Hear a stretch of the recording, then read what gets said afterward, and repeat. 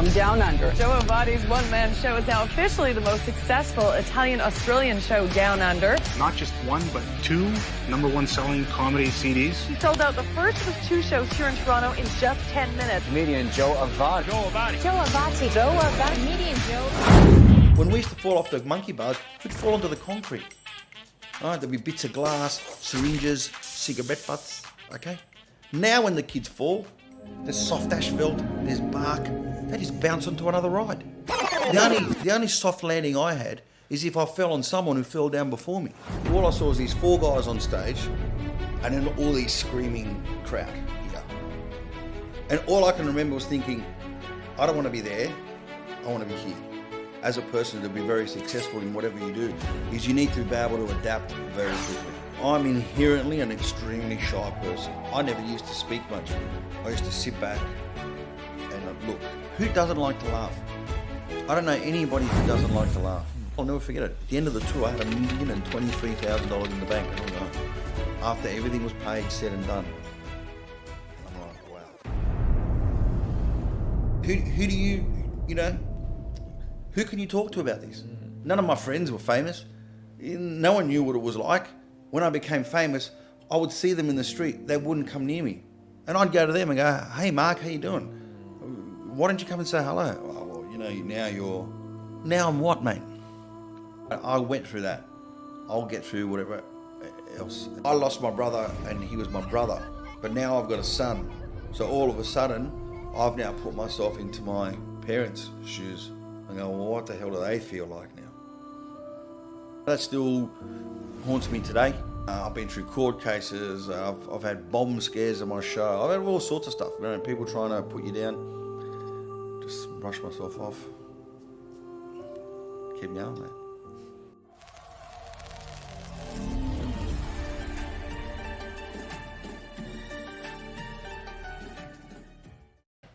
Joe. Oh, hey, mate. Mate, it's so good to have you on the podcast today. Thank you. Thanks for having me. Oh, of course. When I first researched your name, it was on Wiki, by the way. On Wikipedia? It was on Wikipedia. Yeah. Do you believe that? Do you trust it? Not really, but I mean, may as well. That fascinates me. People, no one believes it, but everyone goes to it. So. Anyway, sorry. Look, okay. We'll know if it's accurate or not. Yeah. It likened you to the Italian Seinfeld. Yeah. Is it true? Yeah, all right, so far that's true. So far that's true. It's an accurate source. That's I don't think they're calling Jerry Seinfeld the New York Joe Avati though. Yeah. Okay. Is that the goal? And he doesn't have as much money as I have. Apparently so. Oh gosh. And tell me, Italian Seinfeld, right? There's Italian, there's Seinfeld, but it's more so around comedy. Yeah. And what the question that it brings me to is, you're Italian, but how did you grow up? Where did you come from a you were born perspective? Yeah. So firstly, the Italian Seinfeld came about because when I started doing this a very long time ago, no one knew how to sort of pigeonhole me. They said, oh, well, because I was doing shows in Italian for Italians, bilingual, for Italians in Australia and for Canada and in America, in England. So they thought, well, what does this guy do? How do I describe to my grandmother or to my mum what this guy does? And well, Seinfeld, well, he's like him because I was clean, I was observational, and I talked about all the tiny little things that everyone thinks but no one really says. Yeah.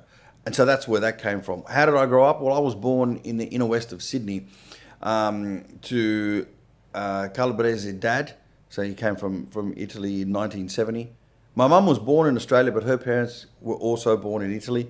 My grandmother came in 1949, my grandfather in 1951. They met, married in Australia, had my mum. My dad came over in the 70s, met my mum. They got married in October 1973. All of my dad's family came over in October 1973 for the wedding. They all stayed. 2 brothers, 4 sisters. One was married, my cousin, my grandparents, extended family. And they made their life in the inner west of Sydney. And so essentially, and I was born in 1974, because I'm the eldest child. So, if you ever want to know how long an ethnic couple have been married, you get the eldest child at 1 year, and there you go. Right. It's called immigrant maths, okay? I mean, no one ever heard our parents saying, before children, we might do some travelling. It just didn't exist, right? You never heard parents of our generation saying that.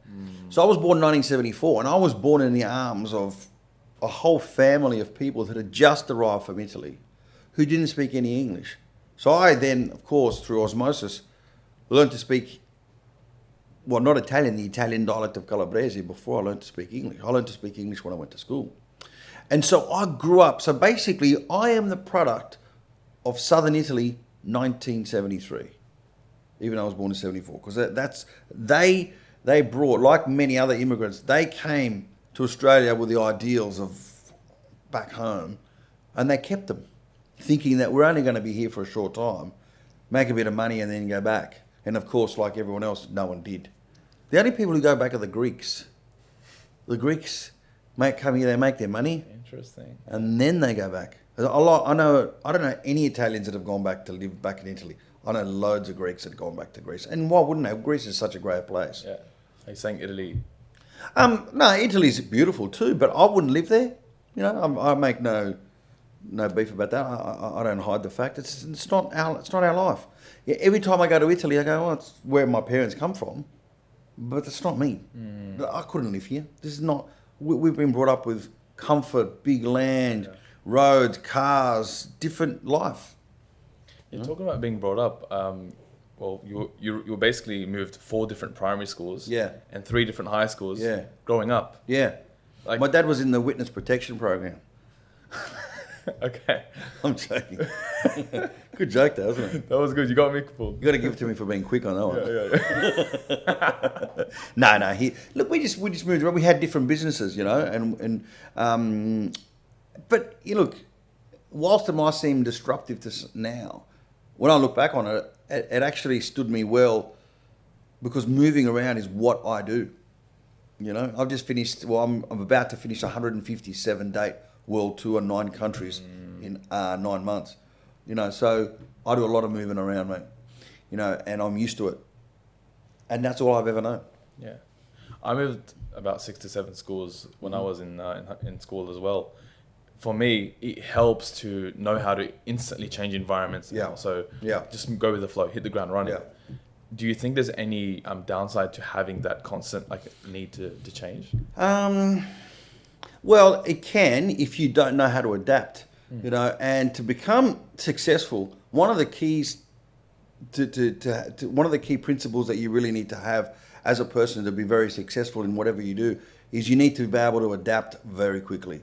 You know, and so I don't look at it as a downside. I look at it as a positive side. But, you know, like drinking, some people can drink and it won't affect them. Other people have the same amount of drinks and they become so obnoxious that you don't want to be around them when they're drunk, right?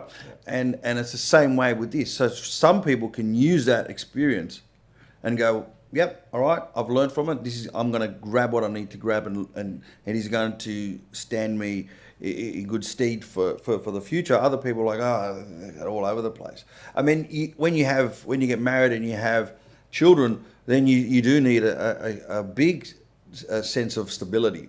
So you have to be able to adapt to that. Yes, I can move, but I also realise, do I want my kid to move to go to 4 primary schools and 3 high schools? Probably not.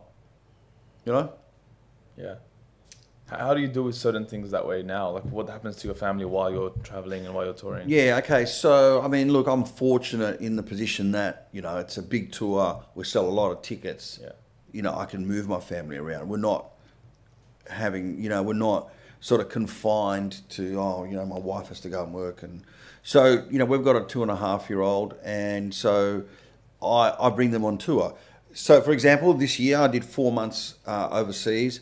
The first 2 months were in North America. The first 7 weeks were too hectic, so they stayed home. They didn't come with me.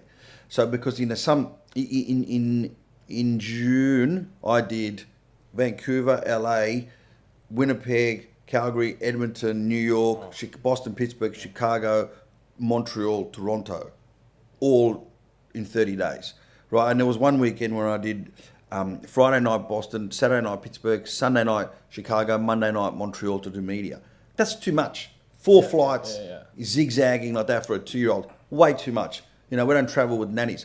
So we design the tour such that I do all the heavy lifting before they come, Then you know the second part of it, we were based in Toronto for 10 days, which was fine. Then New York for another 10 days, which was fine. Then we went to Italy. Then we were in London. So we then created bases where we were there for a longer period of time, and it was less disruptive. That's the way we do it. But we can do that because it's a big tour.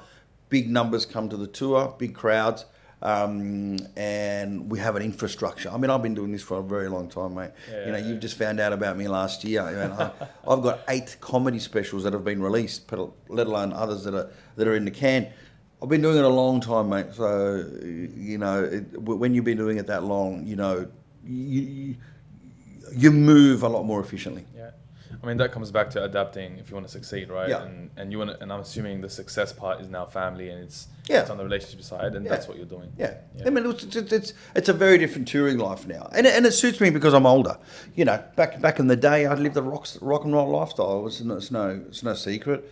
I don't need to get into details. It's just no need. But there was a lot of people coming in and out of my life. And now I've got my wife, I've got my family, I've got a daughter in North America as well.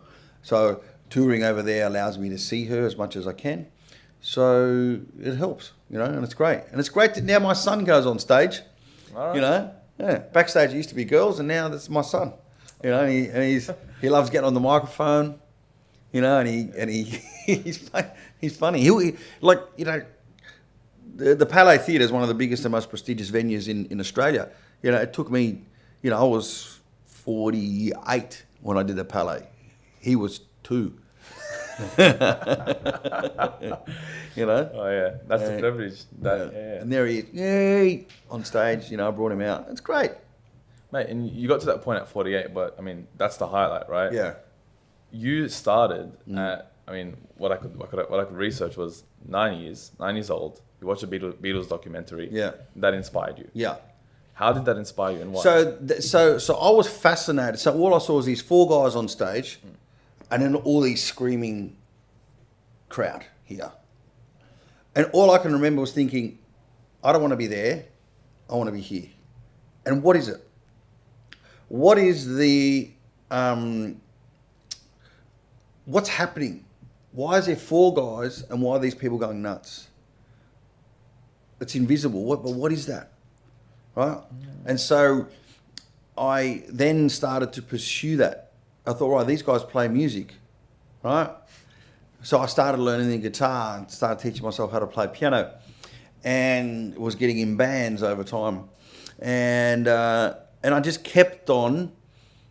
The word I was looking for is transaction. What's that transaction that's happening? So I pursued it, and eventually, I now come to understand that transaction as being an energy, and there's an energy. So my energy are my words, their energy was the music and the words and because we're all made of, 80-something% water. The words that you use make you vibrate, I can say, I hate you.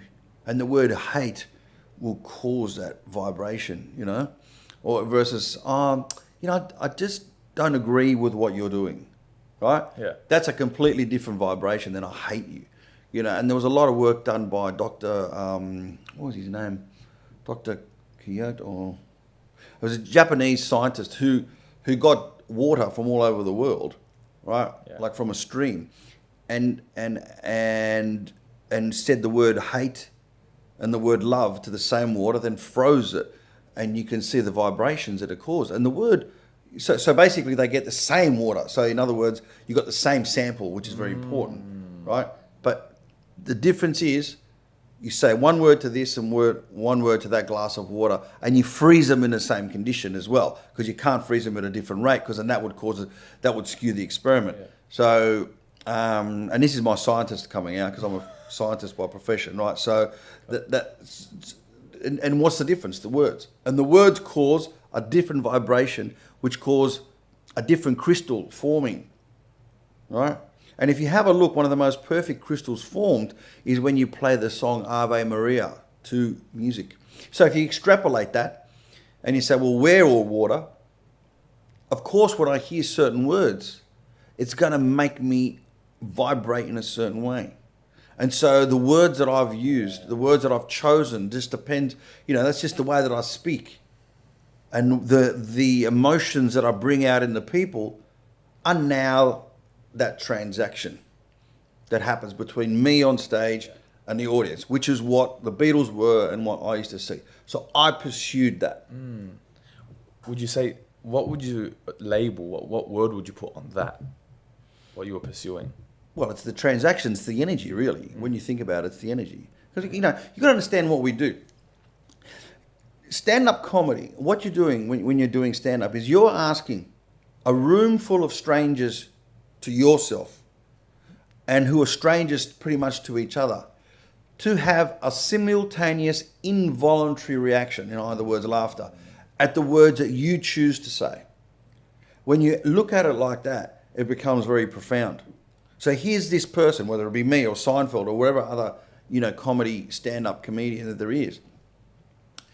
Whatever he or she is saying is causing this simultaneous in front of, for 1,000, I mean, okay, you'll have 1,000, maybe not everyone laughs, but a good 950 people are laughing. That's pretty profound. So that's what we do. Yeah. That's straight away what comes to my mind is master of his craft. Like you put the science behind, what you're actually doing. Yeah, there's a lot of science. It's a great craft. Right. And you know how you're going every 20 seconds. And it's instant. Okay. You know what I mean? Because you don't know these days, like you might do a video, you put out a video, you edit it, you put it out on social media, you have to wait for people to like it, to share it, comments. With what I do, immediately. Got it. Immediately. Yeah. I mean, when a lot of comedians come out with their backstory, usually there's a situation in their life that caused them to want to cope or want to use laughter from other people to get through that. Was that a situation that you faced? Well, the only thing I can tell you is I was extremely shy when I was a kid. Really? Okay, so, and I still am very shy. One of the hardest things for me to do is the meet and greet at the end of a show, but I will do it because it's important for the fans and it's important that I'm in touch with the people that come to see my show. But I'm inherently an extremely shy person. So it's an act. You put on that, you get into that. I'm an actor. You get into that character and you do what you've got to do. So when I was a kid, I never used to speak much. I used to sit back and look, and I would absorb all those observations and then in the back of my head, and then I brought them out. So, and changing school all the time, I was a chubby kid too.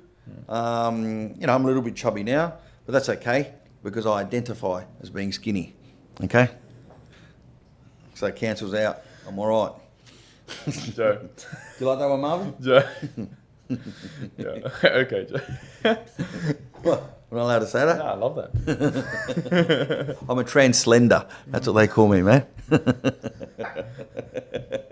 You can laugh, Marvin. That's all right. Gosh. There it is.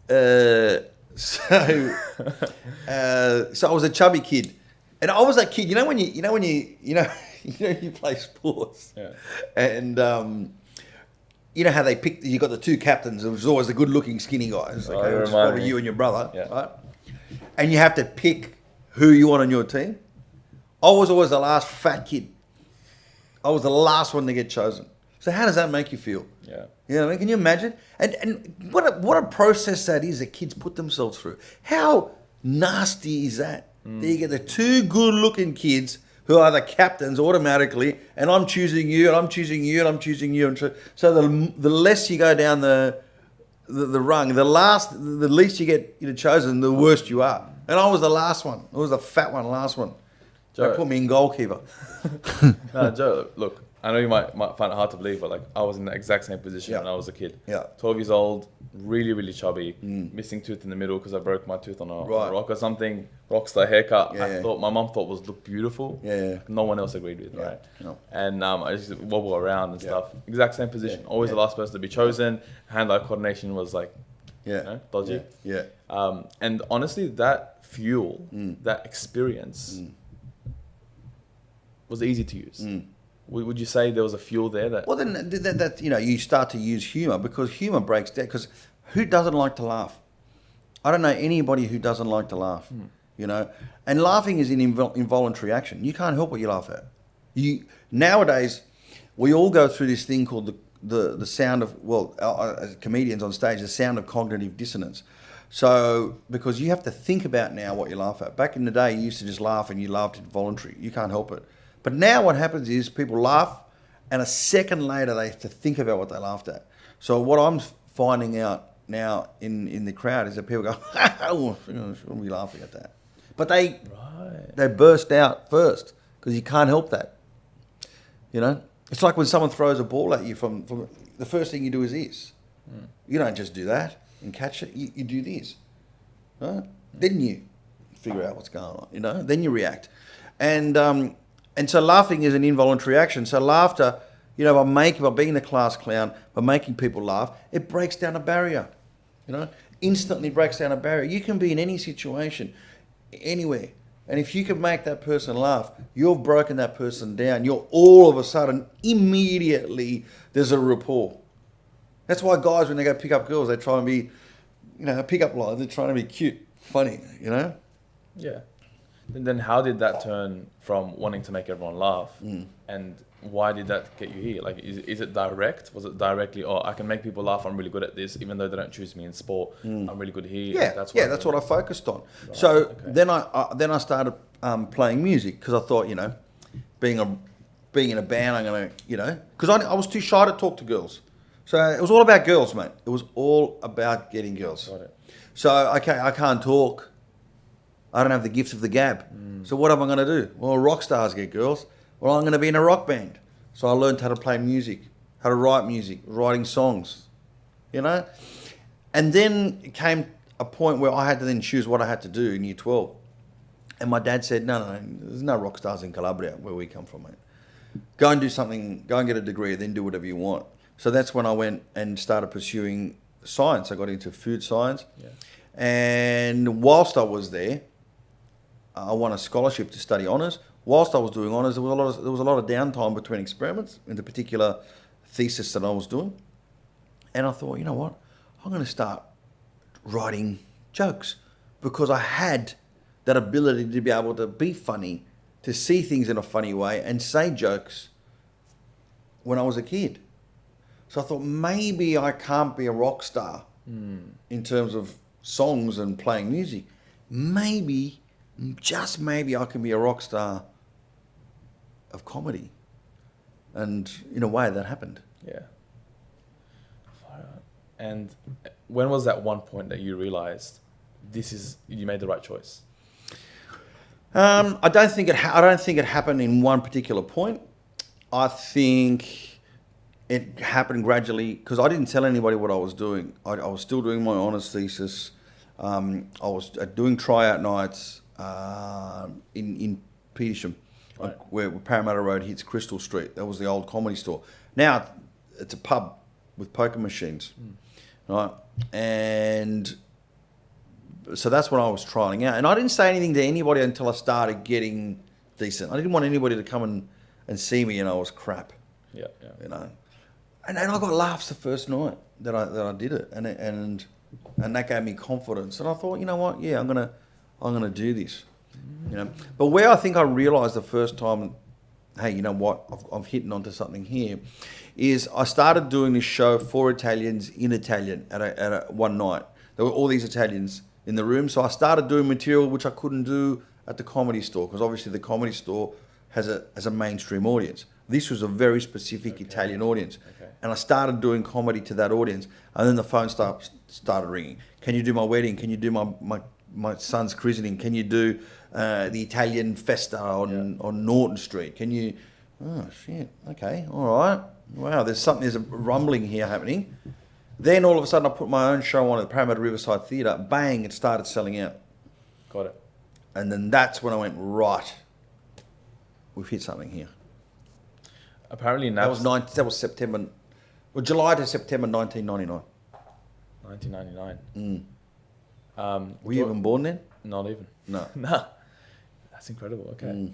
And I'm assuming it was a packed household name, so everyone was just ringing. Well, it was only a small theatre, probably 130, 140 seats, but I was doing Tuesday, Wednesday, Thursday nights, Friday. Then we moved to a bigger theatre on the Saturday. The word was spreading. There was no one doing this. I was the first person to do this kind of comedy, right? And then I recorded an album on the 10th of September 1999. I released that album on the 19th of January 2000. By April, May 2000, I was performing around Australia to 600, 800 seat venues. By 2001, I was performing to stadiums around the world, and I was 27 years old. You know? Yeah. Napster.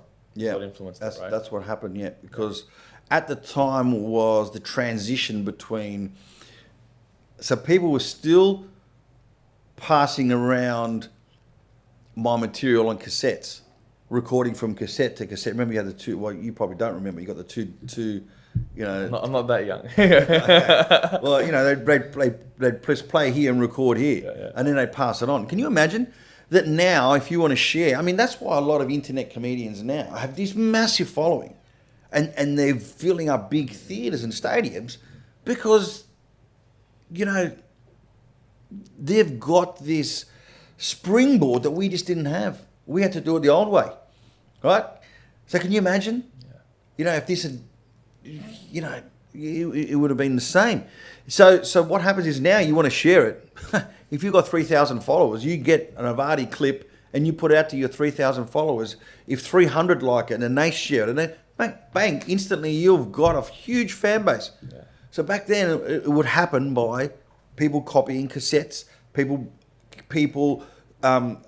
copying discs.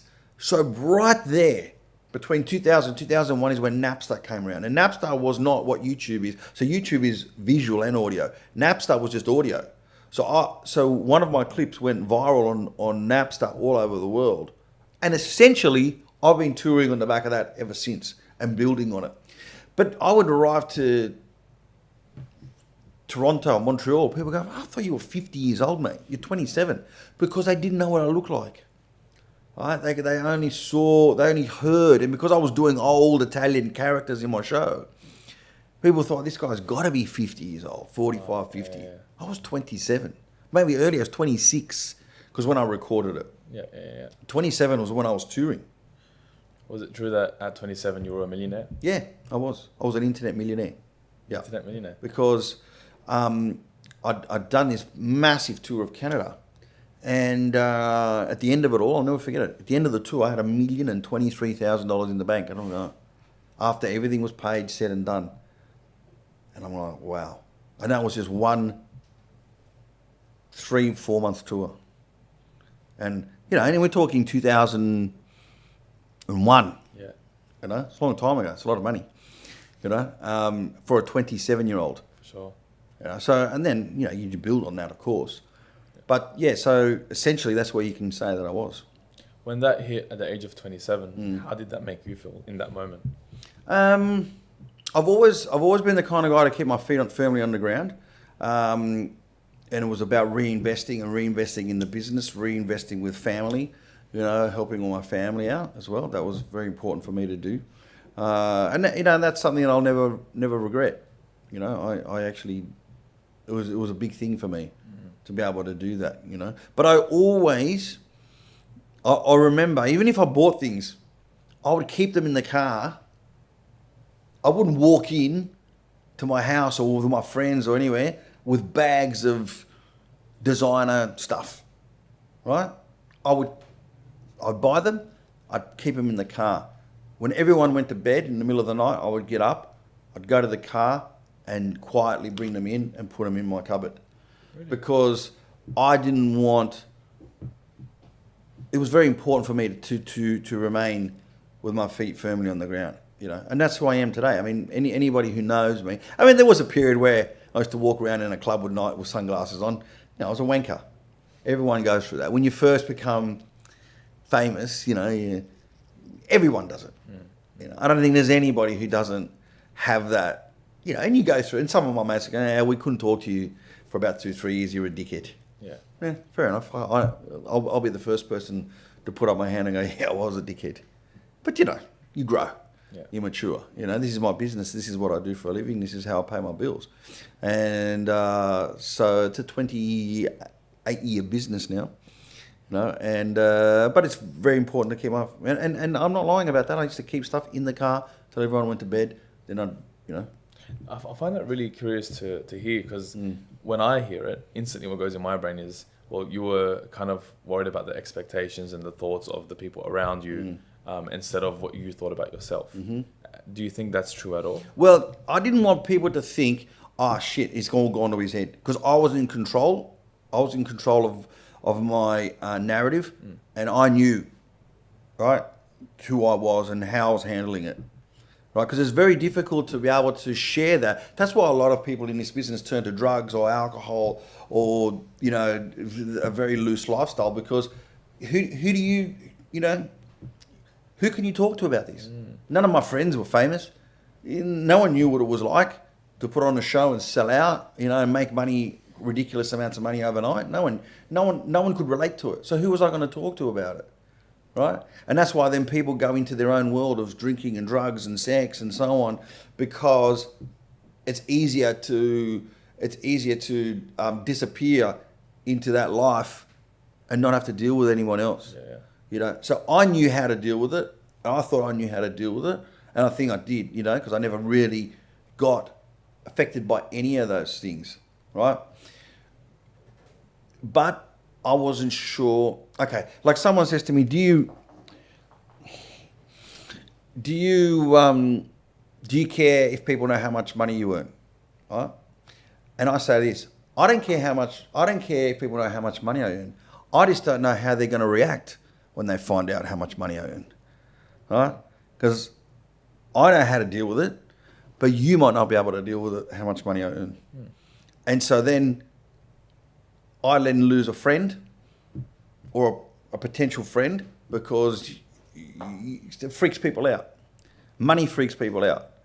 Fame freaks people out. People that I would talk to weekly, when I became famous, I would see them in the street. They wouldn't come near me. And I'd go to them and go, hey, Mark, how you doing? Why don't you come and say hello? Oh, well, you know, now I'm what, mate? Yeah, so what? My profile has risen. I'm still the same guy, right? So, again, see how that person reacted to my fame. I didn't react to it like that, but he did. And so that's why I kept things to myself. No one needed to know what I did. But wouldn't that be like tough mentally to go through while you're in that? No, I didn't think so. No. Maybe I'm, you know, look, I've been through a lot of adversity through my life. You know, all sorts of things have happened to me at all different ages. You know, I grew up knowing that my brother was not going to live past a certain age. You know, and he passed away 4 years ago, but he fought it out and he lived as much as he could. You know, that still haunts me today, you know, even though you know. I've been through court cases. I've had bomb scares on my show. I've had all sorts of stuff. You know, people trying to put you down. Just brush myself off. Keep going, mate. You know. What do you think? If you stand backstage with me in front of, when I do a show of 2,000-3,000 people, you can measure my heart, my pulse. It'll still be 77. That's not racing at 110. You know? Yeah. What do you say to yourself? Oh, let's get this going. Come on, it's exciting. Yeah, it's exciting. You know, especially when you've got a new show and you've got new material and you're trying out new things and you're constantly changing your show. And what do you say to yourself when you've gone through those moments, like in the past what happened with your brother? Yeah. Well, I look back and it makes me stronger, right? It makes me go, right, I went through that. I'll get through whatever else it needs to, you know. Yeah. Time heals everything. Time does heal everything. You know, I mean, I'll never get over my brother, never. You know, but some, you know, you do heal. You know, and now that I'm a father, it affected me again, because I lost my brother and he was my brother, but now I've got a son. So all of a sudden, I've now put myself into my parents' shoes and go, well, what the hell do they feel like now? because I can imagine if it happened to me, you know. And so, and they knew all, you know, ever since he fell ill when he was a kid, you know, they knew that one day they'd probably outlive him, you know.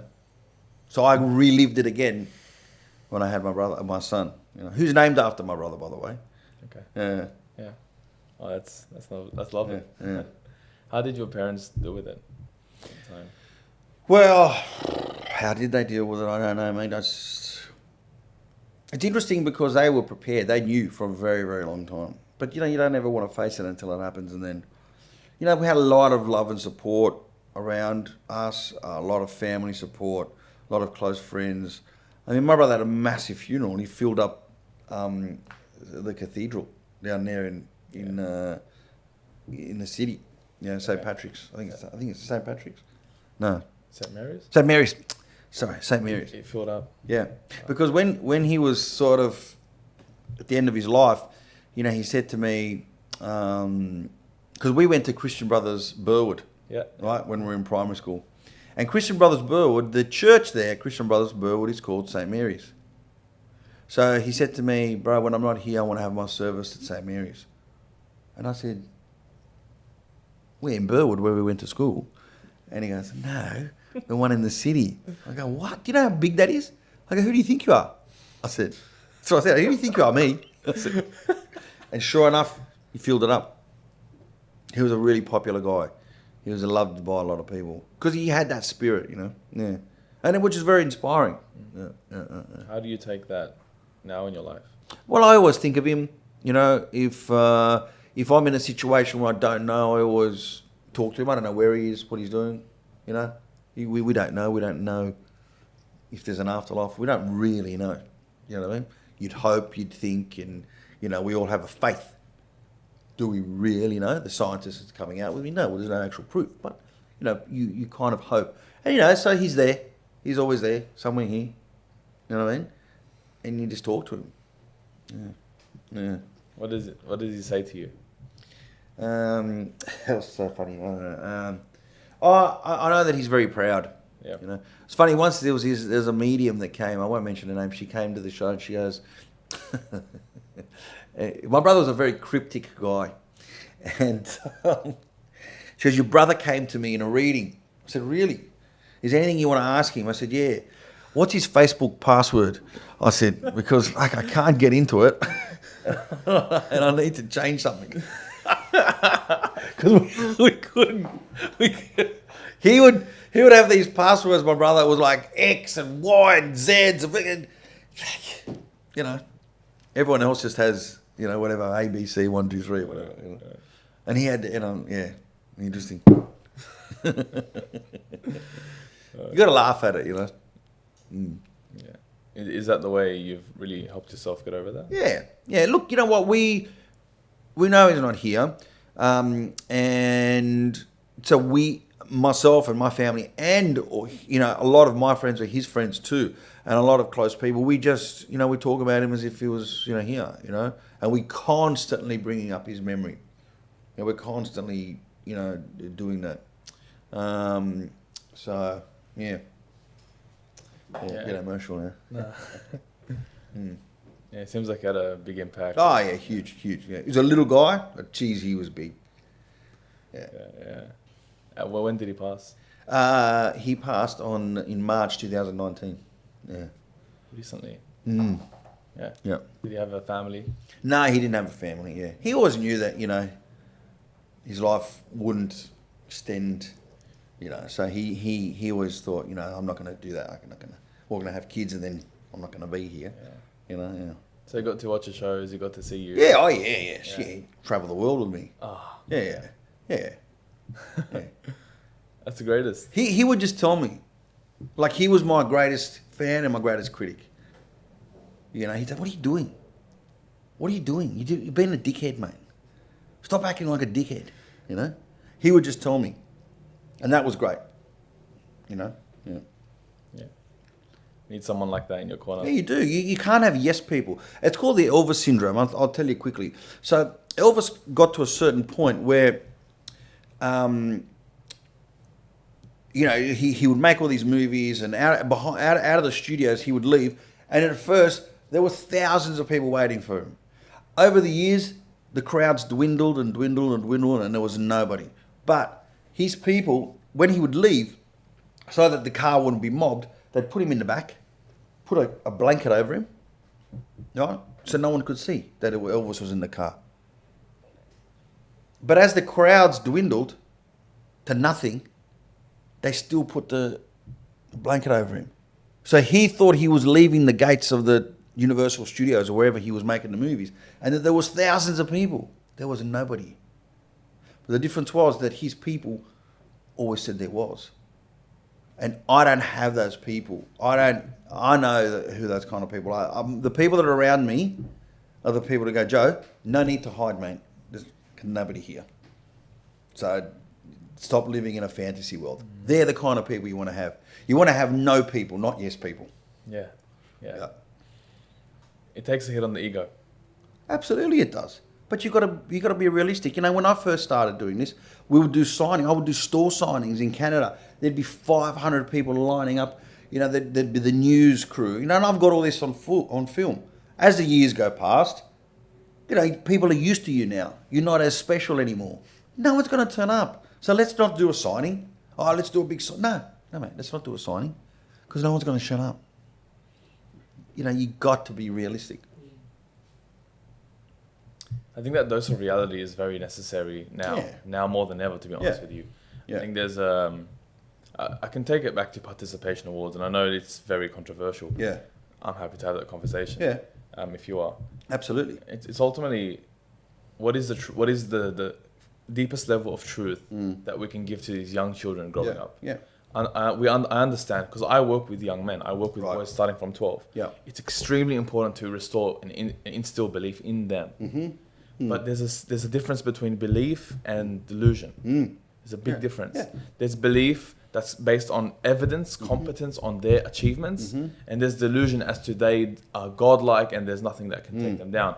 They both mask themselves very, very similarly. The confidence can be mistaken for arrogance and vice versa. However, when push comes to shove, they act very differently. When someone has evidence behind them, when it's the truth as to what actually happened, they can look back and say, I did that. But when someone else has been feeding in something in their ear and saying, yes, they'll just be like, they said that. So now they'll start blaming the person who said it. Yeah.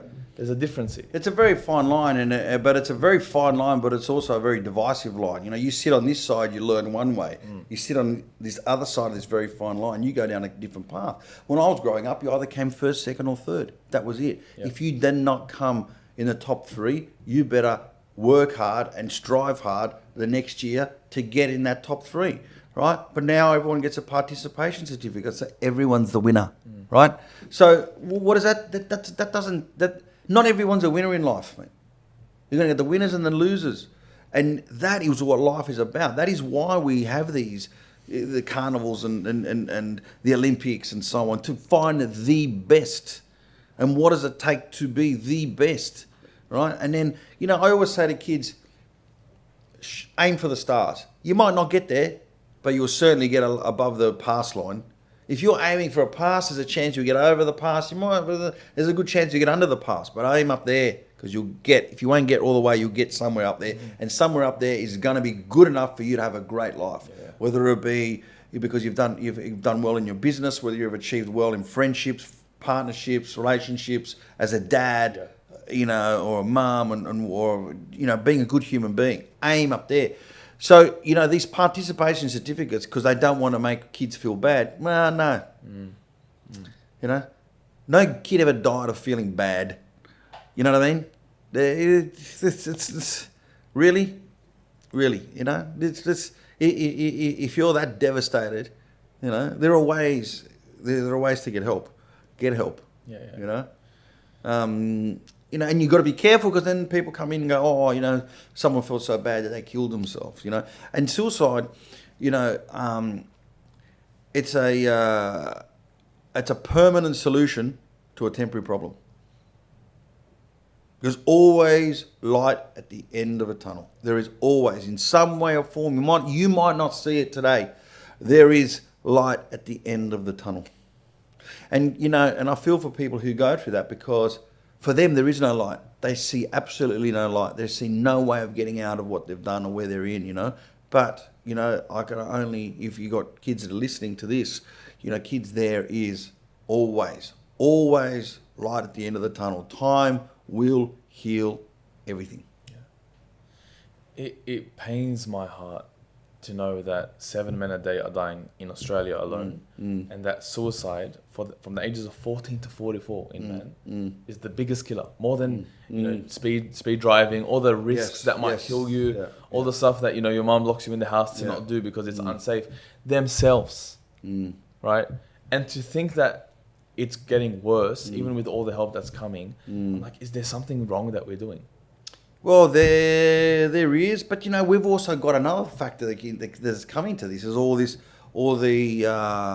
you know, the social media and the iPhone. Okay, now whilst it's something that everyone here has, we will not know the damage that this will cause to our kids for a very, very long time. You know, if you've got 138 followers on Twitter and you're a 15-year-old, you're famous to 138 people. So all of a sudden, back in the day, to be famous, you had to be on the TV, on the radio, in the newspaper, and there weren't many famous people. Now, every man and his dog's famous. Even if you're not famous, you need to get likes, you need, you know, shares, you need to use filters. So we're all doing this. We're constantly living in this, you know, selfie mode, right? And whereas once upon a time, you know, that you used to look up to people who were famous because they were famous for a reason. They were famous because they were great as an athlete. They were great at comedy. They were great as an actor. They were a great musician. They were a good singer. You did something. You were famous because you had a talent. Now you're going to be famous for being famous. Influencers. You know, you put on a bikini. You got a nice ass and set of tits. Bang, you got, you know, 150,000 followers. How's that? You know, like, what is that? There's all this. We're all basing it on nothing. You know? Yeah. Because one day your ass is going to sag, and your tits are going to be down to here. Then what? But you're talented. That talent, you will thrive, and you will build on that talent. You know? I think social media is purely just an exaggeration. It is. What it is. Everyone is famous. Everyone has their own little bit of fame. See that flash? Yeah. That was my brother. He's like, Joe. Calm down, mate. Stop saying tits. My brother's like, stop saying tits and ass. Yeah. And I genuinely think all it does is it hyperbolizes whatever is the thing, right? And I mean, if you were young, right? When you were young, 12 to 16, and you saw someone, like a woman who had a figure that you really liked in a bikini, that's something your eyes would be drawn towards, right? Yeah. And it makes sense why that would be influential. Yes. But it's only, I mean, what is being what is getting promoted, and is it helpful to the audience that is getting promoted to? You know, we are now celebrating mediocrity. We are now celebrating things that are, now the word escapes me, it'll come to me in a second. Temporary, materialistic. Yeah, materialistic things. You know, we are bowing to that. And also at the same time that back in those days there weren't many famous people. Some of those famous people were assholes. Some of those famous people had massive egos. But they were contained in a very select group of people out there. Yeah. So there wasn't a lot of them. Now, everyone's an asshole, everyone's got an ego, because everyone's a star on their own TikTok page, on their own Instagram page. Oh, look, I've got 5,000 followers. You know? Here's my audience. You know? And so now there's all these little mini, tiny celebrities everywhere. So can you imagine the kind of people that are out there? Yeah? There's all these little wankers going around. Is this going overseas? Because if there is, they don't understand the word wanker. It's jerk off. It's jerk off. Well, they understand it in England and Australia, but in America, they don't understand that too. Yeah, it's a very Aussie term. Yeah, it's also used in Great Britain. Yeah. Man.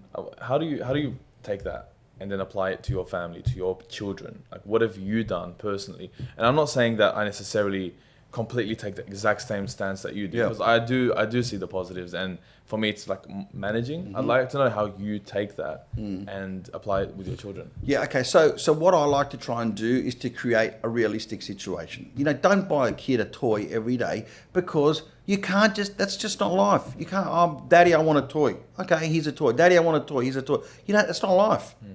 You know, you don't go through life getting everything that you want every second of the day whenever you say it. So don't teach the kids that. Teach them the thing. Yes, it's nice that we're able to give our children things that we might not have had.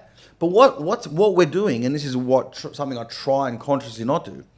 So I've grown up in a strict ethnic family, okay, like we all have, okay. You know, you'd ask for a toy, and your dad will come out, toy. I just have a toy, mate, for 20 years. It's called the shovel, okay. So don't ask for toys every day. So what we're doing, because we didn't get the toys that we want, we're overcompensating with our kids, and we're giving them everything, and that is wrong. Because then they're going to grow up entitled little shits, right? They're going to grow up thinking and expecting that they're going to ask for something and they're going to get it. And that's wrong. And so I try to instill in my children things that are real. Here's another thing that happened, which we're seeing the effects of now. There's a name for it and I don't know what it is. So back in the day, do you remember there were Space Invaders and, you know, before, like, you know, when computer games were in their infancy. Oh, yeah. We all had, or Donkey Kong or whatever, we all had 3 lives. Remember?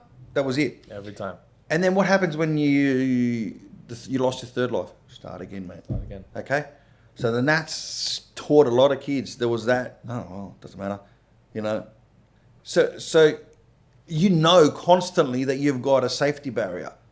So you don't strive as hard because you don't have to worry because there's a safety barrier. You're not careful enough because you know, don't step over that line because if you fall, you're going to fall on the concrete. No, I'll fall onto the, when we used to fall off the monkey bars, we'd fall onto the concrete. Right? There'd be bits of glass, syringes, cigarette butts. Okay. Now when the kids fall, there's soft asphalt, there's bark. They just bounce onto another ride. The only soft landing I had is if I fell on someone who fell down before me. Right? That was life. Yeah. Now we're sugarcoating everything. We're protecting. I mean, and I can understand. Yes, it's good in certain ways. You know what I mean? But is it real? Is it real? We're creating a whole, generation of, soft cocks. Australia. Sorry for using that. Sorry for using the word soft. I didn't mean to use the word soft. So, in Australia, we're one of the highest corporates. As there's a specific disease, which is basically when bacteria comes into your system, you get an autoimmune response. Right. Which means you can't deal with it. Right. And it's because we're so clean and we're so right, just protected, right? Mm-hmm. And I look at that and I go, the thing we're trying to protect the children from is actually hurting them. Yeah.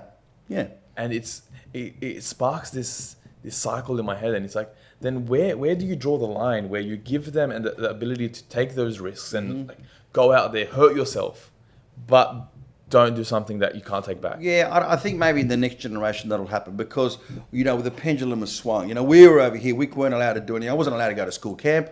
I wasn't allowed to have toys. I wasn't allowed to hang out with certain people. I wasn't allowed to go to certain nightclubs. I wasn't allowed to have sleepovers. Oh, yeah. And now our kids are doing whatever the hell they want, because it's gone this way. Because we said, no, we had no chance to do it. Well, I'm going to make sure my kid does, But I'm old. I'm 49 old. I'm old. I'm an older dad, okay? So I've kind of, had kids here where I'm going, yeah, and I've seen the way all the other kids, my friends who've got teenagers, I've seen what their teenagers are doing now.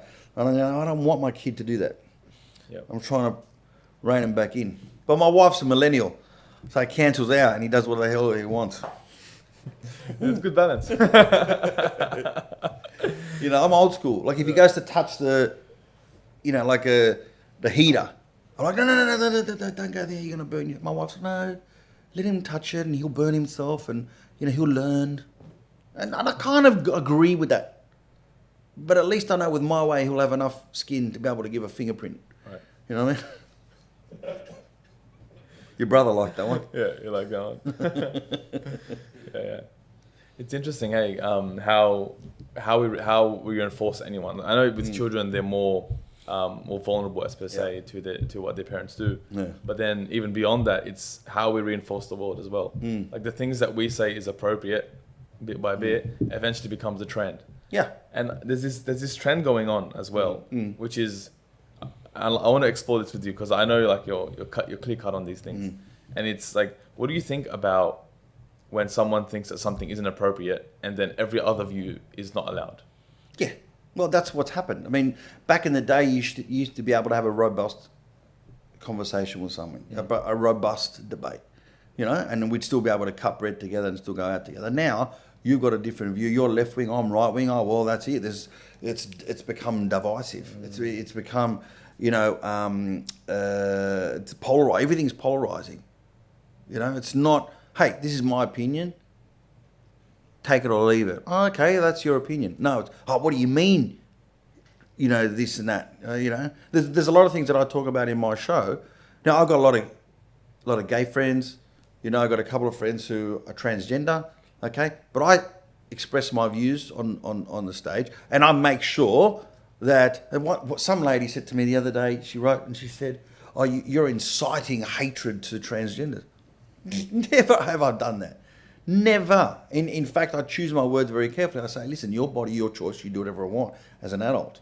I just don't want my kids exposed to certain things, right?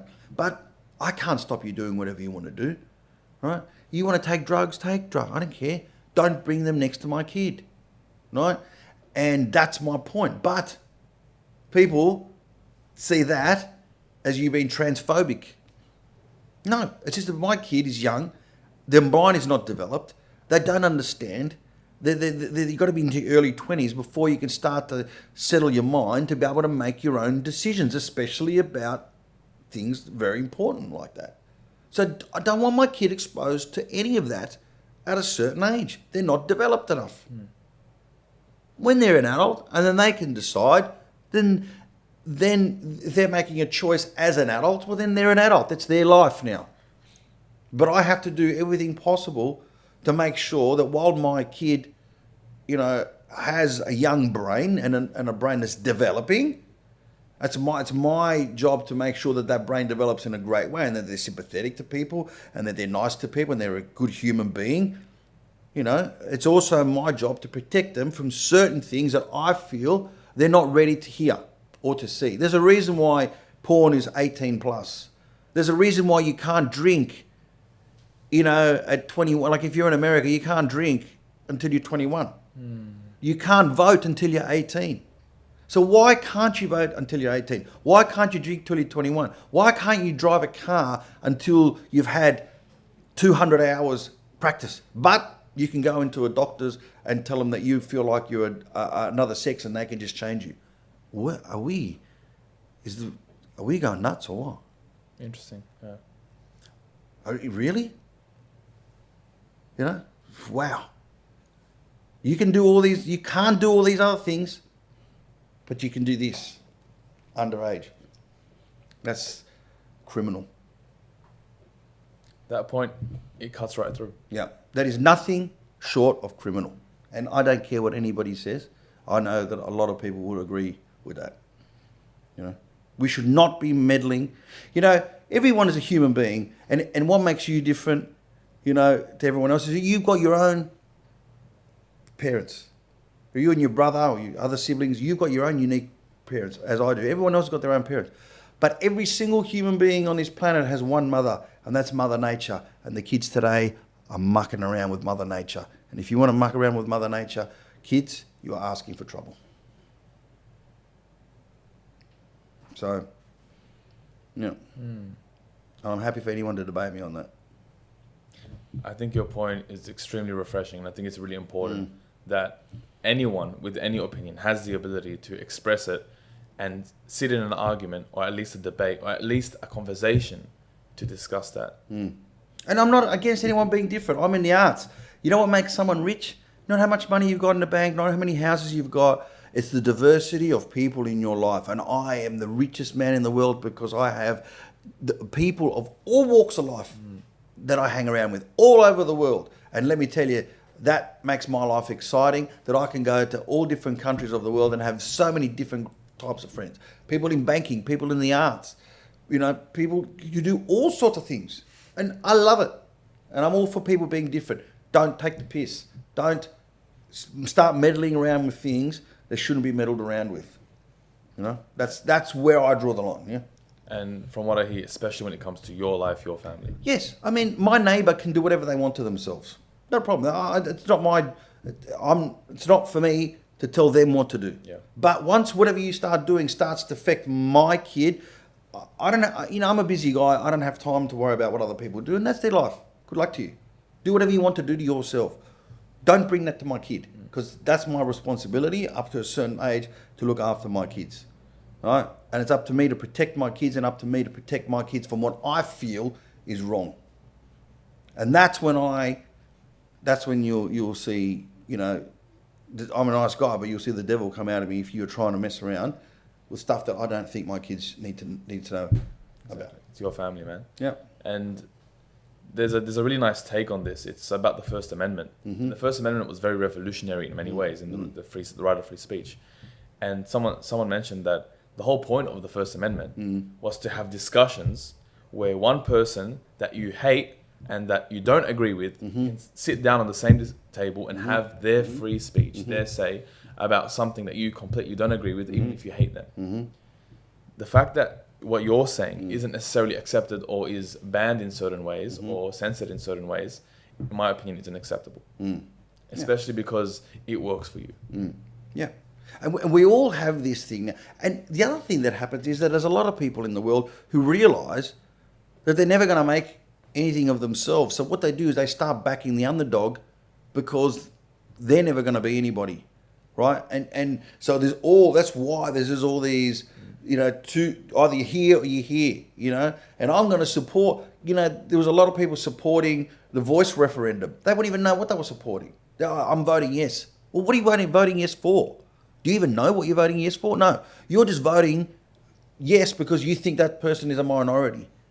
You've got no idea what the hell is going on. But people are tending to do that because they realise, I'm never going to be anyone, so I'm going to support the people who aren't anyone. That kind of a mentality, right? And that's rife as well, especially with the young people.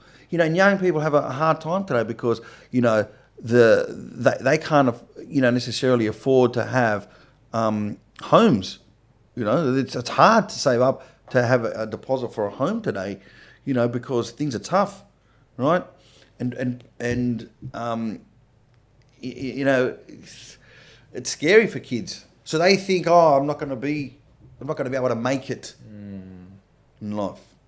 So let's just all get together, all the people that think we're not going to make it, and all go against people who have made it. And that's not necessarily right either. I think from a generalization standpoint, there's a lot of truth there, which is why it's a generalization, why a stereotype can be made in that regard. And that saddens me, the fact that there is truth behind that. Because, contrary to the being against the participation award, everyone actually can do something incredible in their life. Absolutely, that's my point. But it depends on their specific expertise, right? And what they work hard in a compounding fashion over time for a long period of time through the ups, through the downs to get to. Right? But for some reason, the quick fix mentality, for some reason, all of that doesn't matter, and it's what they would think about now. Yeah. Look, being ethnic today in Australia is pretty mainstream. But there was a time where, there's a lot of minority groups carrying on and no one includes them and so on and so forth. Well, let's not forget, I'm the grandchild and my son is the great-grandchild of immigrants. These people came to Australia who were also a minority. They got spat on, they got called names, they encountered racism, they got all sorts of stuff. What did they do, mate? They didn't protest, they didn't complain, they got on with it, and they made this country the great country that it is today, okay? And they were also a minority. I was called Giuseppe, right? And I went to a school where there was not many WOGs, not many ethnics, okay? And I looked the way I did, right? I was chubby, but I look Mediterranean, okay? And with a name like, roll call every morning. I'd hide under the table like Giuseppe, used to, every morning, I'd be embarrassed because, being called Giuseppe back in the early 80s, mid 80s, wasn't a cool thing. So I was a minority too. But, we went through it. We got through it. And a lot of the children of those immigrants have made something of themselves. And that's a lesson for everyone else. Kids, you break away. Don't be like everyone else. Break away. Do your own thing. Be your own person, and you will get there. Is that what this podcast is about? You best believe. I don't know. We're just talking We about got right to the point. all these things. I get passionate, It builds up. And, I decided to say something because I've got a platform. And, everywhere I go, every single show that I do, I do a meet and greet. Okay, it doesn't matter how big it is or how small it is, I do a meet and greet. And everyone says the same thing. Thank you for saying it the way it is. Thank you for speaking out. Because everyone's going, the world's going nuts. The world's going crazy. The world's going exaggerated. These kids are going out of control. But guess what, mate? Nobody does a thing about it. No one does a brass razoo. Everyone just, am I just supposed to sit here as a 49-year-old man who's been on this planet for 49 years and expect some young kid to tell me, oh yeah, men can have babies. No, they can't have babies. Okay? Don't give me this bullshit. Don't feed me this crap, right? Be different. Yes, like I said, I keep on saying, but don't exaggerate the point. Don't tell me shit that expect me to believe things that are not real. Okay, so that's why I decided to say something because I've got a platform. And normally I never would have said anything, but now I feel like I need to say something because, if there's something that I can do. To the people who listen to my show, and again, you don't have to agree with it. You don't have to agree with everything that I say. I try and talk and try and choose my words carefully so that my point comes across. Yeah. And it can actually go towards the people that don't agree with you so that they can see it from your side. Yeah. Well, it was really funny. Some guy the other day said to me, I came out of your show, I felt like I just watched Rocky. Okay, mate. Because I did this big, a rant. I lost it. Anyway. My dad, he came about 20 years ago. I came at 9 months old, so I was born in Lebanon. Oh, right, yeah. 9 months, baby on the plane, basically, right? Yeah. And he came as a pastor from Lebanon to pursue the ministry in Australia. Yeah. And with the sweat of his brow, every single day, he'd get scrap metal, he would unwire it, separate the copper from the aluminium from the steel, and make just enough money to pay the bills. Yeah. Every single day. While my mum learned how to do accounting in order to make enough money to put into a mortgage that he had to borrow money from to at least set a future for his kids. Now he has 2 properties that he fully owns and like he's living the middle, like the immigrant dream right now, right? Yeah. But what people don't see is 20 years of backlash, not only against his own religion from the people he used to come from his own people, but from the people that he came into Australia with as someone who was completely different. Moving 6 different schools. The reason why I moved so many different schools was the financial issues that we came through. Yeah, right. That isn't necessarily talked about. That process, the grind, the not feeling like an outsider, but still making a way, making a path for the children that are coming behind you and showing them that. What my dad did incredibly was he didn't allow me to be reinforced for the wrong things. Yeah, he didn't go, yeah, don't worry, you're sad right now, you can go and blah blah blah blah. He's like, okay, you're sad, right? And what are you gonna do about it? Yeah, well, what is gonna happen next? Okay, cool. You don't get toys every now. Of course you don't get toys. You know what? Come play with my toys. Come with the metal every now and then. The copper comes out. Every time my dad used to whistle. Don't worry about your finger cut. That's okay. You grow another one. Like the amount of scars I have right now, Joe. And that's great. And that's what you need. You've had that lesson, which you are never going to learn at any school. Exactly. Ever. I just hope that the generation this day and age can find a way to get that. Without having to, blame their parents for not giving them that. Like, how do you think is a way for them, if there was a young man listening right now, or a young woman, or a young whatever they want to call them, at the age of 12 to 18 right now, and they're listening to you right now, what do you think you would say to them to find an experience in that way to help them become resilient, to become the best versions of themselves? Yeah, well, look, the first thing I would say is that everyone has the ability to be whoever they want to be, okay? you need to set goals, set realistic goals, set little goals, small ones first. Don't set big ones. Realize what it takes to get to wherever you got to do, and then break it down to the little bits, the little steps that you need to take, and tackle those steps day in, day out. Be true to yourself. Don't rip anybody off. You need to be true to yourself. The best person to listen to is that little voice in your head, that little one that sits here, okay? Because that voice can't lie to you. And ask yourself 3 or 4 times, why am I doing this? Why do I want to play music? I like it. Why do you want to play music? Oh, I want to be a rock star. Why do you want to be a rock star? Okay, I want to get chicks. Okay? You ask yourself. Keep on asking yourself till you get to the answer. And you will know, because your voice, that voice, will not lie to you. Don't listen to anyone else's voice. Listen to your own voice. Right? And believe in yourself. But don't rip anybody off. Don't step on anyone else's shoulders to get where you need to get. And if you do, make sure that you tap that person on the shoulder. Because plenty of times I've helped so many people. Then they become somebody and then they just throw you away like you're nothing. And it's sad, But that shows who those people really are, So now I have to... I like helping people, but now I have to... Nah, man. I'm not helping nobody, because I've done a lot of that, and all I did was just get trodden on, And you got to think, well, is it me? Did I do something? And I have to say, in my heart of hearts, no. It's just the human nature. That's just the way that people are. Not everybody, because some people have been really good. Some people have been very respectful and very appreciative of the help that were given. Yeah. There's someone who I follow. His name's Alex Hormozy. He talks about the concept of givers and takers. Right. And how givers are like, if you look to follow Pareto's principle, it's like 20%, 80%. Right. Or so, personally, I think it's more like 1%, 99%, right? In certain aspects.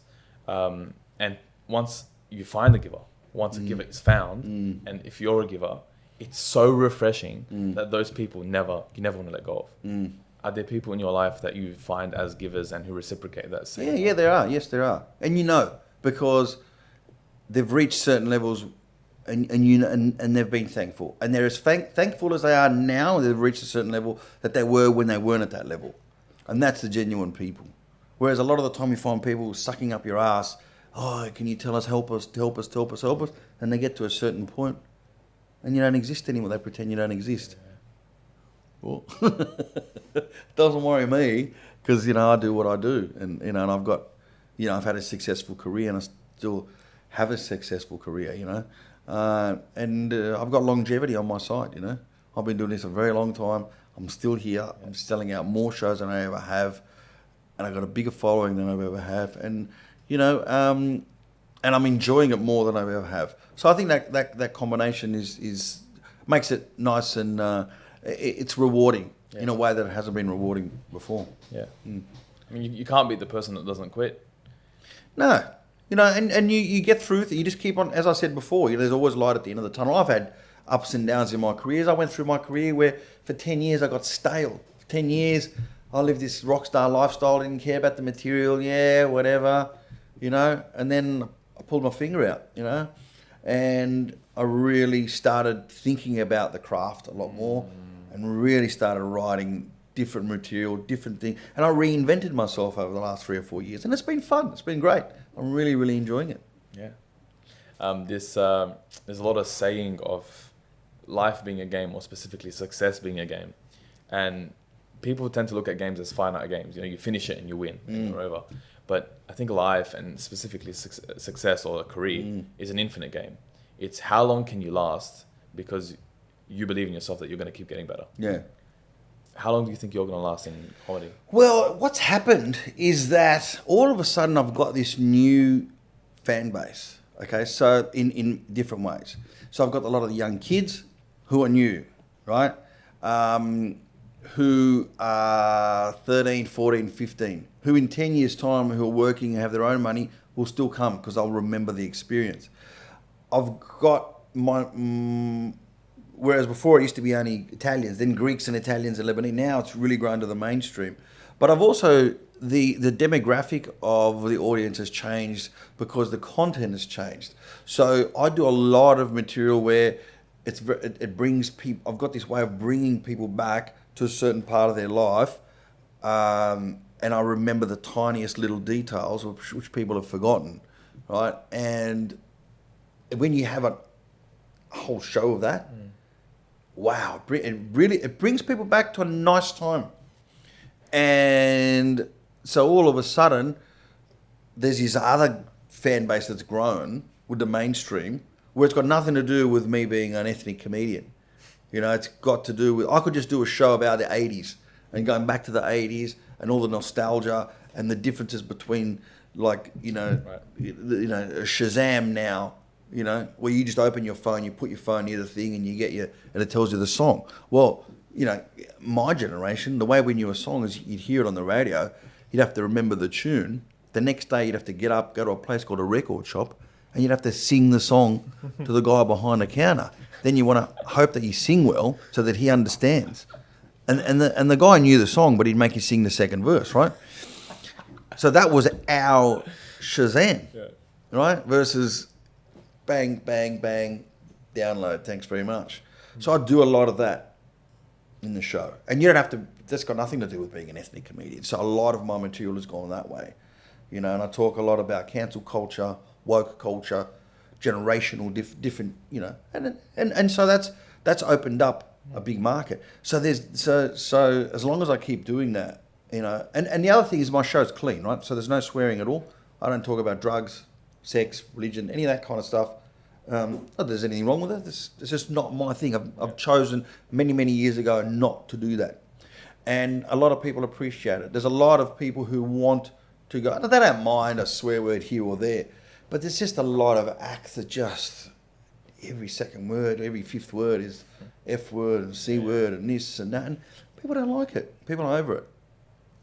It's good because the way I look at it is, if I were to attend something like that, it's like a safe space almost. It's a safe space, yeah. I can take anyone I want, but even more so beyond that, I can go there and feel like I can just laugh. Like I don't have to worry about anything going on outside of that life or whether someone's going to come record me laughing. No, I'm just going to sit, I'm going to be there, I'm going to laugh, and I'm just going to have a good time because the person on the other side giving the joke is being true and honest and transparent. Well, you're in the dark, so you can laugh. No one's going to see you. I'm in the spotlight, mate. Yeah. I'm the one saying it, and I'm in the spotlight, and it's just me. I'm not hiding behind any other one else on stage. I'm not hiding behind. It's just me. It's what it's. Yeah. It's me and a microphone and the audience, and I love it. It's the rawest form of comedy. It's great. It's like you're naked, really, on stage. I don't want to envision that, but no, I don't want to. I wouldn't want to envisage that now. Take it back. I got abs, but they're just. I can help you with that. They're there. Yeah, they're there. We'll work on it. They're just hiding. Yeah. Just I got a bit of topsoil. Right. That's a protection. That's a protection, yeah. So, with comedy, I think something that I realized is the reason why it's really popping off now more than ever is, I think it gives perspective. Mm-hmm.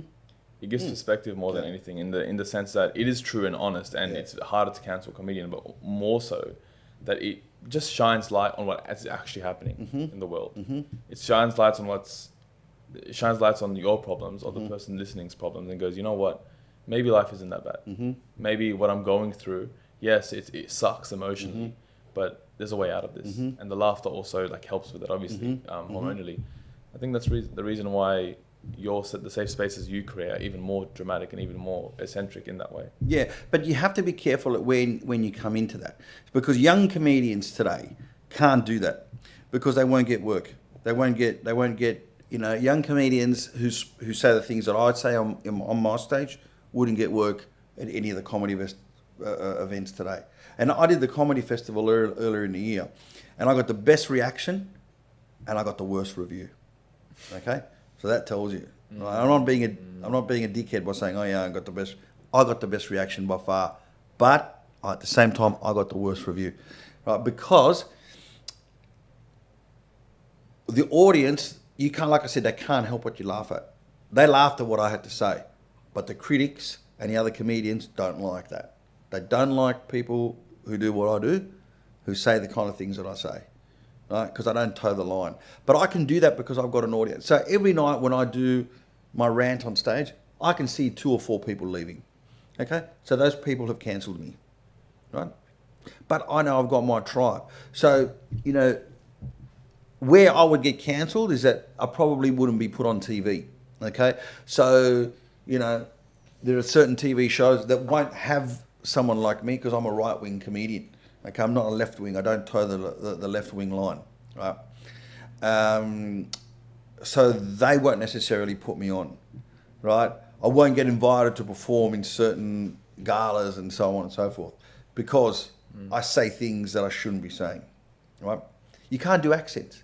So you can't, like I can do a Greek, Italian, I can make fun of Greeks and Italians because Greeks and Italians have supposedly made something of ourselves. I can't do an Indian joke or a Chinese joke because that seems to be punching down, right? Because the more repressed a culture is, the less you can do a gag about them in public. Whereas, mate, Indians love comedy. They love laughing. They love laughing at themselves. They're the first ones to take the piss. Okay? They don't care, but the white people care that I'm making fun of them, right? I don't want to say making fun. We do stereotypes. There's nothing wrong with a stereotype. A stereotype is a characteristic repeated over and over and over about a particular culture. Big deal that we all come, you know. What are the 3 things about Italians? We love cash. More than cash, we love concrete.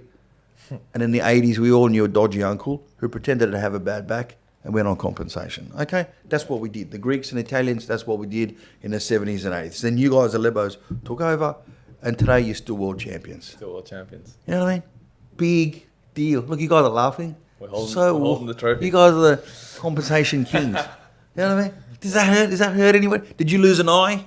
Have you lost your hearing because I just said what I said? I think the whole point why it is funny is because it isn't true for the majority. Yeah. That's the whole point, and that's why it's comedy. Yeah. If it was true, for the majority, at least if it was true for everyone, then it wouldn't be comedy. It would be a problem we're trying to address. That's right. We do Asians are bad drivers jokes. They would tell you themselves. Yeah. You know what I mean? Indians work at 7-Eleven. They would tell you them. That's what we do.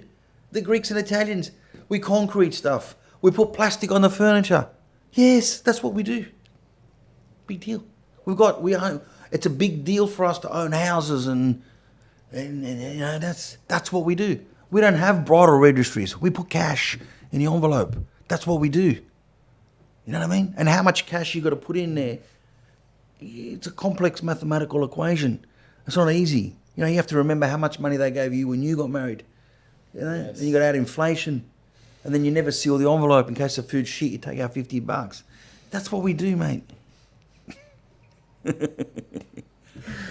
I actually know that equation. That's why. You know, that's what we do. Yeah. I don't call my kid Shane. I call my kid after my brother. And if it wasn't after my brother who passed away, it'd be after my dad. That's what we do. Big deal. I think pride in culture, pride in country. It's just beautiful. It just is. There's nothing to shame about it. Now, of course, there's a pros and cons, and There's pros and cons with everything and everyone, man. like in your shows, Yeah. the people laugh at the pros, the people laugh at the cons, but the cons are funny. Yeah. The cons are funny, so just laugh about it. Yeah. Right? Yeah. I don't see why taking pride in country in the pros and the cons. Is That's a right. problem. Look at Marvin. Marvin, are you Filipino background? Yeah. If he wasn't behind the camera, he'd be a nurse, probably. You know what I mean? Am I right? Marvin. But you know why? Because Filipino, my aunties, my uncle married a Filipino lady. They're very big on looking after the elderly in their community. Am I right? And it's a big thing. By the way, I absolutely love nurses. Some of my best friends are nurses. Oh, mate, listen. Just letting you know. Okay. Well, it's not that kind of a podcast, bro. I have to put it out there. My nurse friends out there, I love you. Anyway, yeah. Okay. All right.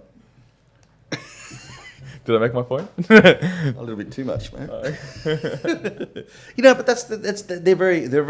they're a culture that looks after their elderly. Yeah. It's a big deal for them, right? And they're very caring, you know, like that. That's a big deal. That's just, My point is this: you know when someone's being nasty, and that's the problem. People have forgotten how to laugh. People think, oh, making fun of me. What sort of a tone did they use? It's very clear cut. And Australia, we're lucky that in Australia we take the piss out of each other. That's what makes Australia, right? That's who we are. Yeah. There's a thing that we do in our workshops, and it's so basically we ask the boys, what crosses your line, right? Right. We ask them something where we see where the bullying starts to happen, right? The line through which something isn't bullying and something is bullying, what crosses their line. And very rarely do they say it's nationality. Very, very rarely. They barely ever say it. It's always family, right? It's always when they talk about their family, when they talk about something they can't change, right? Like their height. When they talk about something that's a they're good point. visibly improving upon, and someone's trying to put them down for. Those are the things that are the common denominator. But the other things, like, why is that now in the media for something that is crossing people's line? But when you talk to boys who are 12 to 18, who are the most open to the world as possible, absorbing everything, that's not the case. Yeah, because it's become what you say behind closed doors, you can't say in the public. And it's two very different things, right? Whereas the majority of truth are behind closed doors, okay? The least amount of truth is on the front page of the paper, let me tell you, okay? So I can't live my life worrying about what the paper says. I base what I think of based on what I hear the majority of people saying behind closed doors, because that's really what people think. It's not what the journalist has to write, because if the journalist doesn't write that, they're going to get sacked. I'm sorry, I can't live a fake life like that, right? And that's what I base my comedy on. What are people saying behind closed doors? What are people saying to me in the privacy of their own home? What are people saying to me or to other people around the water cooler at work? I hear it. I hear it. That's what I say, that's what I base my comedy on, and what I decide on what I'm going to say on stage. But at the same time, I also have to be careful, because, see, here's something. Let's say, so tomorrow night, I've got 300 people coming to my show tomorrow night, okay? If I get each and every single one of those people, before they come to sit down to their seat, I have a one-on-one with them backstage, and I tell them a racist joke. Probably 95% of those people are going to laugh one-on-one. I now put them all into the theatre as a whole, and I'll say another joke which is just as funny, if not funnier, but equally as racist.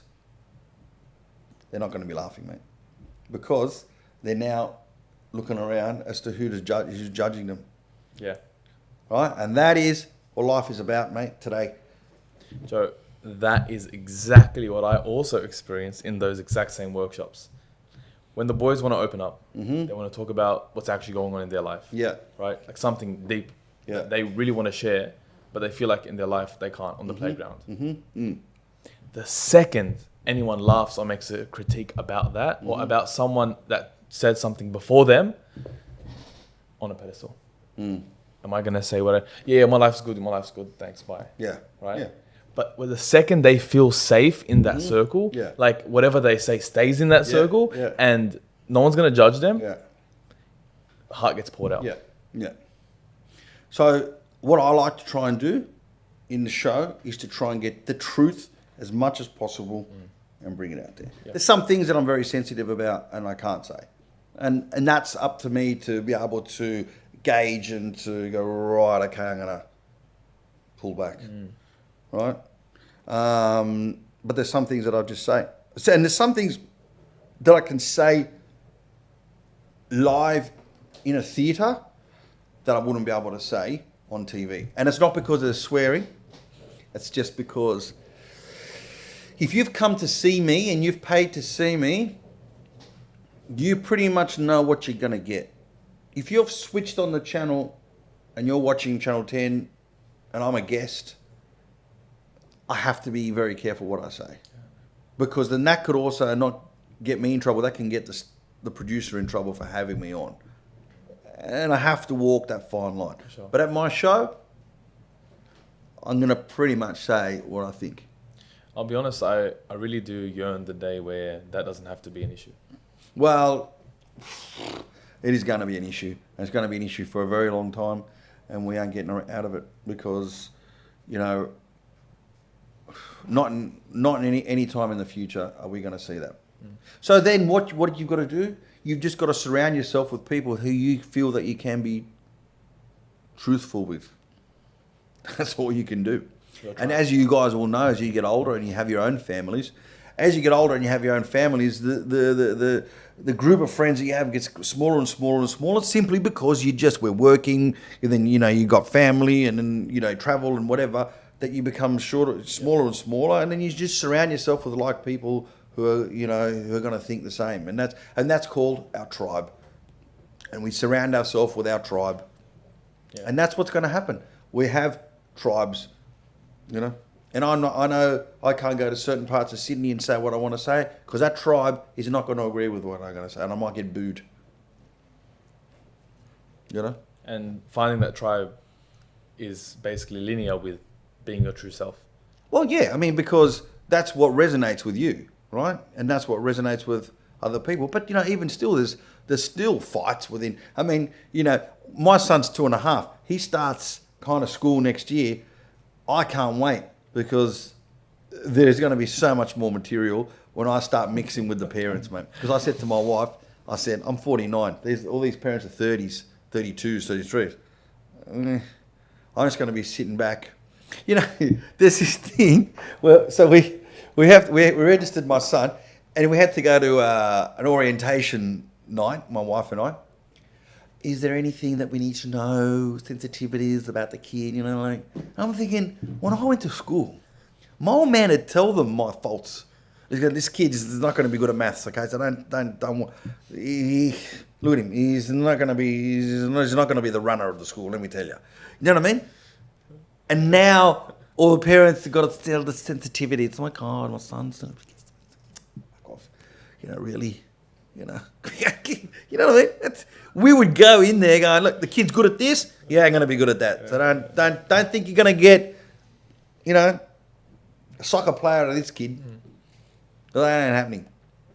That context is actually important. I think it's extremely important. My dad did the exact same thing, by the way. He's like, look, focus on your strengths.